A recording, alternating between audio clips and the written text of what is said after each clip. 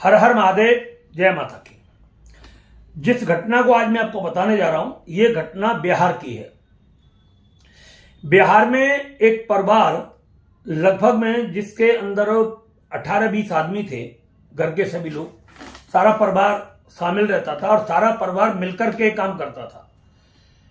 सारे भाई मिलकर के काम करते थे, उनके बच्चे मिलकर के काम करते थे। परिवार बहुत अच्छे तरीके से चल रहा था, बढ़िया आगे तरक्की कर रहा था जिंदगी में और सब कुछ बन रहा था धीरे धीरे। उनका बहुत अच्छा काम चल रहा था और उनका जैसे मार्बल का भी काम था, एक नर्सिंग होम भी था उनका, और भी मतलब काफी उनके अच्छे मतलब बढ़िया व्यवस्था थी।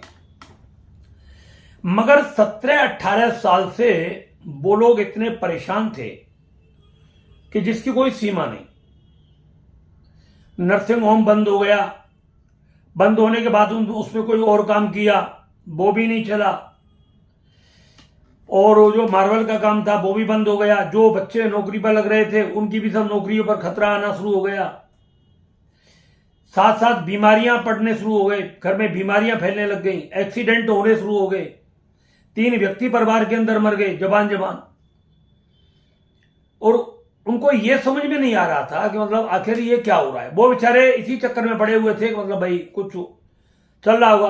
तो कहीं देवताओं के थान बनवाते, कोई कहता था देवताओं के थान बनवा दो, कोई कहता कुछ करवा दो, कोई कहता कुछ करवा दो।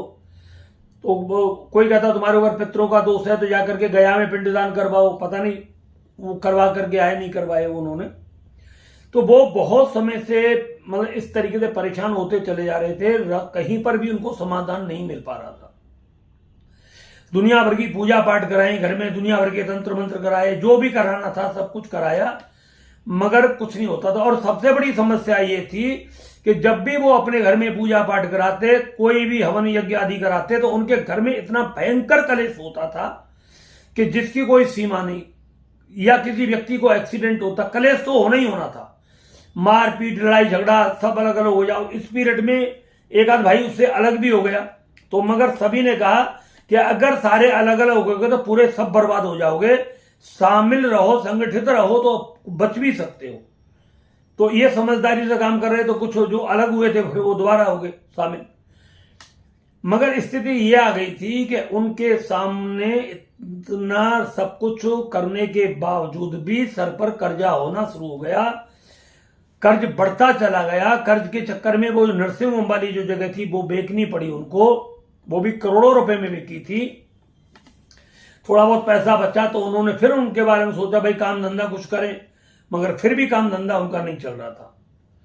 तो ये सब सारा खेल चलते चलते चलते चलते उनका बहुत समय जब व्यतीत हो गया, तो ये बात मैं लगभग 7-8 महीने पहले बता रहा हूं आपको। ये जब जो घटना मुझे याद आती है तो मैं आपको डाल देता हूं उसको वीडियो पर।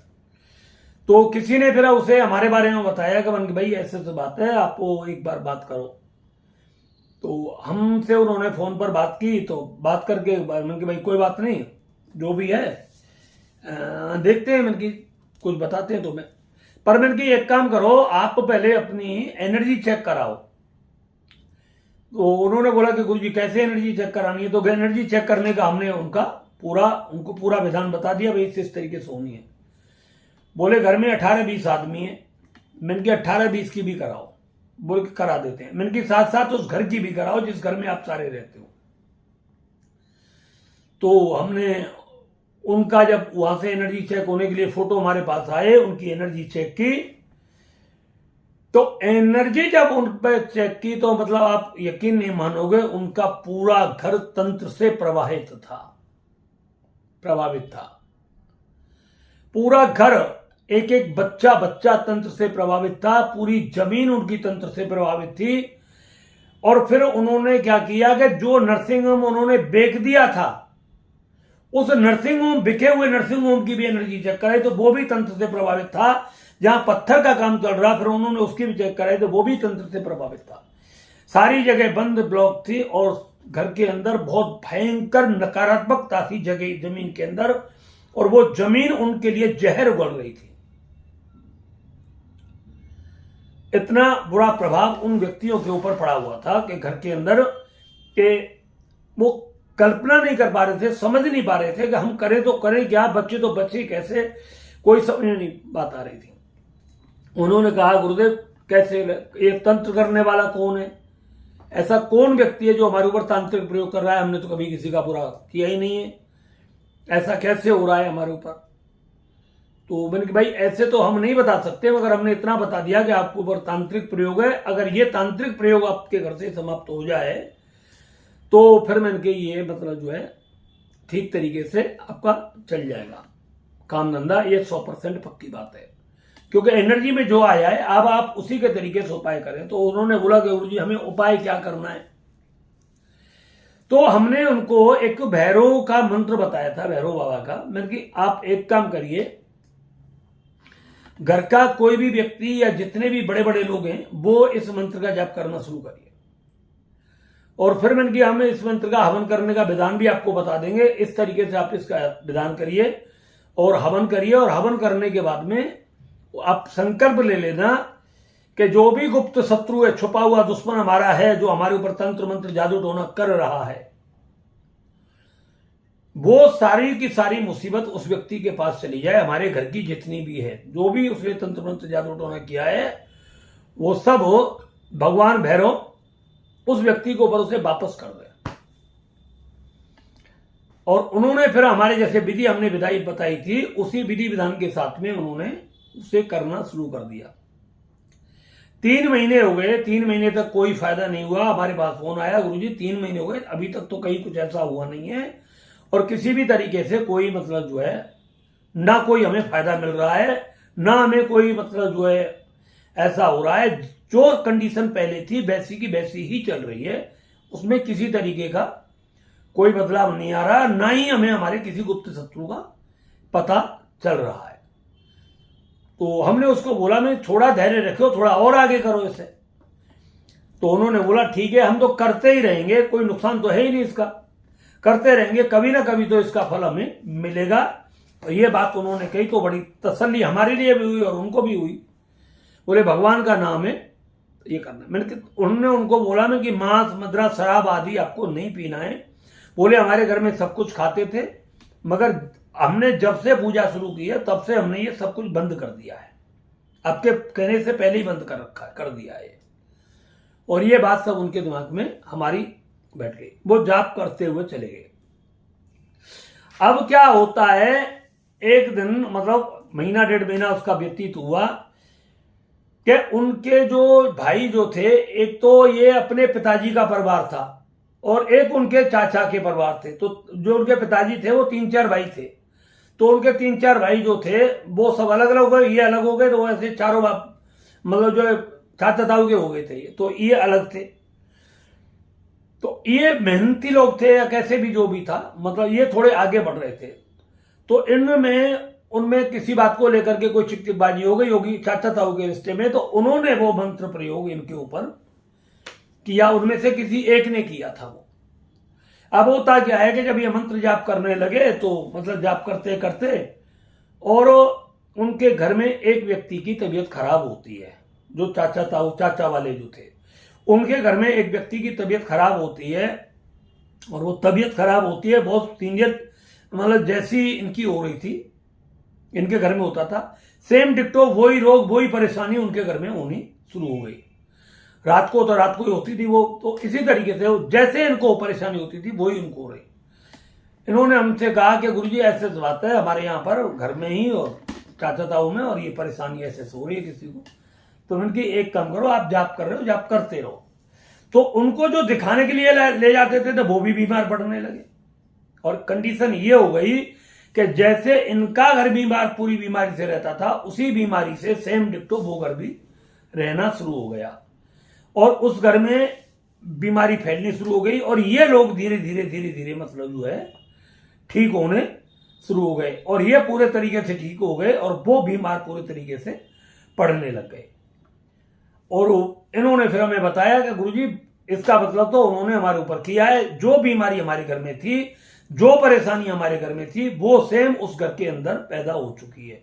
अब हम ये बताओ कि हम उस घर में उनको देखने के लिए जाएं या नहीं जाएं, क्योंकि वो भी हमारे घर में देखने के लिए आते थे। तो मैंने कि जैसे देखने के लिए वो आते थे वैसे ही देखने के लिए तुम चले जाओ। वो तुम्हारे घर में इसलिए देखने के लिए आते थे कि हमारा तंत्र मंत्र जादू टोना इन लोगों पर काम कर रहा है या नहीं कर रहा है, और कर रहा है तो कितनी मात्रा में कर रहा है, तो तुम भी देख करके आ जाओ। क्या ये बीमार पड़े हैं तो कितनी मात्रा में पड़े, नुकसान हो रहा है तो कितना हो रहा है, मैंने ऐसे ही चले जाओ। तो ये भी जाते थे। इनमें अंतर इतना था कि थोड़े बहुत पैसे से उनकी मदद कर देते थे, जैसा भी होता था। भगवान की कृपा से इन लोगों की पटली बहुत अच्छे तरीके से लाइन पर आ गई, मगर जो दुश्मन था इनका वो पूरे तरीके से बर्बाद होना शुरू हो गया। एक दिन वही इनका व्यक्ति, चाचा का लड़का बड़का, जो कहने लगे कि समझ में नहीं आ रहा है ऐसा क्यों हो रहा है, तो उन्होंने बोला दिखा ले गई। ऐसी वो कह के जाते थे इनसे कि किसी को दिखा ले, शायद फायदा पड़ जाए, कोई किसी ने कुछ कर दिया हो। तो वो दिखावा दुखी भी करने लगे, तो वो कुछ नहीं होने वाला, क्योंकि इनका जाप अनवरत चल रहा था, पूजा अच्छे तरीके से। इनका बढ़िया काम धंधा, बच्चे भी सेट हो गए, मतलब साल भर हो गई करीब इनको। साल भर में इनका सब धीरे धीरे मतलब जो है गाड़ी पटरी पर आ गई, और वो पूरे तरीके से बर्बाद होने शुरू हो गए। काफी समय इस तरीके से जब चलता रहा, एक दिन फिर हमसे बोले कि गुरुजी है तो घर हमारा परिवार ही है, अगर आप कहो तो फिर हम ये जाप बाप बंद कर दे, वो ठीक हो जाए। मैंने कि अब एक काम करना, जब भी कभी बीमार पड़ा करो और जब भी आपको ऐसा कुछ लगा करे तो इसी मंत्र का जाप कर लिया करो, और एक एक माला सुबह शाम इस मंत्र की आप जरूर कर लिया करें, जिससे कि तुम्हारी रक्षा हो सके, सुरक्षा बन सके थोड़ी सी। और उन्होंने कहा ठीक है। तो ये जो मंत्र मैंने उनको बताया था वो मंत्र मैं आपको भी बताना चाह रहा हूं। अगर आपके सामने भी ऐसी कोई मुसीबत है तो आप भी उसको कर सकते हैं। ये भैरव भगवान का मंत्र है। इस मंत्र को करने का जो है इतबार से करना होता है।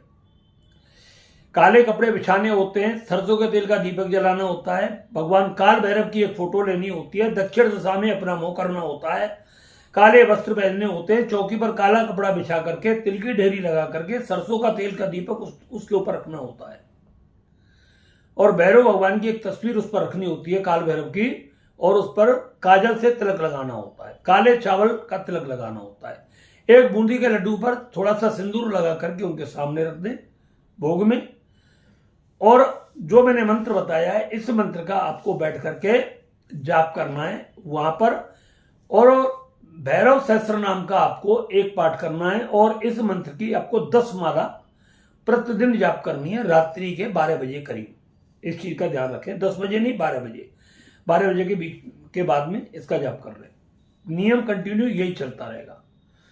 और भैरव जी के लिए कभी आप उड़द की दाल के पकोड़े के मीठा डाल करके भोग लगा सकते हैं, कभी दही का भोग लगा दें शक्कर डाल करके, तो आप अदल बदल करके, कभी गुड़ का वो सीरा सा बनाते उसका भोग लगा दिया करें। तो ऐसे भगवान भैरव को बदल बदल कर भोग लगाएं, कभी बूंदी के लड्डू का, तो कभी पंच मिष्ठान 5 मिठाइयों का भोग लगा दें। तो ऐसे करके आप ये भैरव भगवान को भोग लगाते रहें। और आपको मतलब उड़द, काले तिल, शक्कर और थोड़ी सी नीम की पत्ती उसमें मिला करके, सरसों का तेल मिला करके, आम की और नीम की लकड़ियों पर यह हवन करना होता है, क्योंकि दुश्मन के लिए सब कुछ कड़वा, कुछ गलत ही जाना चाहिए वो एनर्जी में। तो इसका आप हवन कर दिया करें। जब आपकी मतलब 10,000 मंत्र हो जाए, 11वें दिन इसका 10 माला का हवन कर दें। ऐसे आपको करना है। मंत्र रेगुलर करें, इसको बंद नहीं करें जब तक आपको पता नहीं। आपका दुश्मन चाहे चींटी के बिल में क्यों ना छुपा हो, पूरे तरीके से बर्बाद हो जाएगा, पूरे तरीके से। और उसे अपनी करनी का, कथनी का पूरा दंड मिलेगा पूरे तरीके से। मंत्र में आपको डिस्क्रिप्शन में डाल दूंगा, वैसे मंत्र में आपको बता देता हूं। मंत्र है ओम हं सं नंग गं कं सं खम महाकाल भैरवाय अमुक। जहां अमुक शब्द आ रहा है वहां पर आपको जिस व्यक्ति पर शक हो उस व्यक्ति का नाम ले दे, ऐसे ही नहीं। और अगर आपको दुश्मन का नाम नहीं पता है तो आप क्या करेंगे, गुप्त शत्रु हन हन हूं फट स्वाहा। इस मंत्र में अमुक की जगह गुप्त शत्रु आपको जोड़ देना है। जैसे कि ओम हं सं नंग गं कं सं खम महाकाल भैरवाय गुप्त शत्रु हन हन हूं फट स्वाहा। ठीक। और अगर दुश्मन का आपको पता है तो आपको ऐसे करना है, ओम हं सं नंग गं कं सं खं खम महाकाल भैरवाय। अब दुश्मन का नाम है विनोद, तो विनोद हन हन हूं फट स्वाहा, ऐसे बोलना है आपको। तो इस तरीके से मंत्र का आपको जाप करना है। आप देखोगे जैसे जैसे आपका जाप का प्रभाव बढ़ता चला जाएगा, दुश्मन धीरे धीरे बर्बाद होता चला जाएगा, मिट्टी में मिलता चला जाएगा। ये बहुत ही प्रभावशाली मंत्र है और महाकाल भैरव का मंत्र है ये। मगर एक बात ध्यान रख लेना, कहीं शराब बराब मत चढ़ाना कर देना, पागलबंदी करना शुरू कर दे कि कहीं शराब चढ़ाना शुरू कर दें और फिर खुद उसे पीना शुरू कर दें, तो पागल होने वाले चांस हो जाएंगे और आपके घर की बर्बादी के चांस पूरे बन जाएंगे। जितना आपको बताया जाता है उतना ही आपको करना है। ठीक है। अगर आप परेशान है तो आप करिए। आपके ऊपर तंत्र मंत्र जादू टोना है किसी भी प्रकार का नहीं पता लग रहा है, आप क्यों परेशान हैं, आपके घर से बीमारी नहीं जा रही है और लाख प्रयास करने के बाद भी दवाई पर दवाई चल रही है, इलाज पर इलाज हो रहे हैं, जांच पर जांच हो रही है, जांचों में कुछ नहीं आ रहा है, तो आप अपनी एनर्जी जरूर चेक कराएं। एनर्जी जब आप चेक कराओगे तो निश्चित रूप से आपको उसका पता लग जाएगा आपकी बीमारी का कारण क्या है। आपके व्यापार में निरंतर घाटा हो रहा है, घाटे पर घाटा हो रहा है, तो आप अपनी एनर्जी, अपने ऑफिस की और अपनी एनर्जी जरूर चेक कराएं। आप उस घाटे से बच सकते हैं, आप अपने व्यापार को बचा सकते हैं। अगर आपके परिवार में बहुत ज्यादा लड़ाई झगड़ा मार धाड़ सब कुछ ऐसा होता है तो आप अपने घर की एनर्जी भी चेक कराएं और अपनी भी एनर्जी चेक कराएं। एनर्जी चेक कराने में जो भी कुछ आपके घर में होगा वो पूरा का पूरा पता लग जाएगा, चाहे वो तंत्र मंत्र का प्रभाव हो, चाहे वो आपके कुल देवी देवता का प्रभाव हो, चाहे वो आपके वास्तु का प्रभाव हो, चाहे वो आपके ग्रहों का प्रभाव हो, जो भी प्रभाव होगा वो आपको 100% पता लग जाएगा। एनर्जी चेक कराने के लिए आपको अपना फोटो भेजना होता है। हमारी फीस 2100 रुपये एनर्जी चेक करने की, एक व्यक्ति की, उसका 2100 रुपये आपको पेटीएम करना है। घर का भी साथ कराओगे तो 2100 घर की एनर्जी चेक कराने का लगता है, ऑफिस की कराओगे तो ऑफिस की भी 2100 रुपये अलग से चेक कराने का लगेगा। तो इस तरीके से आप अपनी एनर्जी चेक करा करके आप अपने जीवन में बहुत सारी मुसीबतों से बच सकते हैं।